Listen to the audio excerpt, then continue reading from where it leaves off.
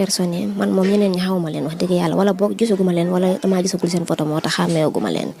mais ñaar ñi ci njort ne si lañu bokk ñaar ñi lañu xam ku ci mel ne Nabou Leye sama mag la ku ci mel ne Serigne Sarr sama mag la ñoom ñaar xam nañ leen bu baax a baax.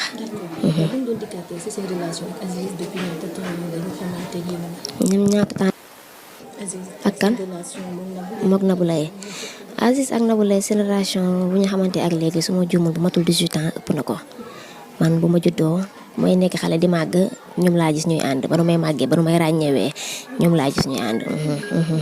tey ku si tuddee donc dañu leen teg leen loxo. ban réaction ngeen am si loolu famille ba ngeen ko yëgee naka la leen def. amuñu si benn réaction lu tiit rek tiit ak jaaxle ak am lu ñu bett ndax yaakaar man moom ku ci mel ni man bokk man du ma waxal kenn sama bopp lay waxal ku ci mel ni man yaakaaruma ko ba tey gëwuma ko mënuma ko gëm tamit. non parce que mënuma ko gëm parce que nga lu tax Nabou Leye man ak moom ay xarit lañu maag Aziz relation bu ñu sekk yaakaar naa ne moom laa sekk ak Nabou Leye parce que dañuy déggante par vocal dañuy déggante par téléphone mu nekk na sama mag bu baax nag Nabou Leye mu nekk sama mag bu baax moo tax bu ñu njortee ne ci la bokkul takk na ci wala laal na ci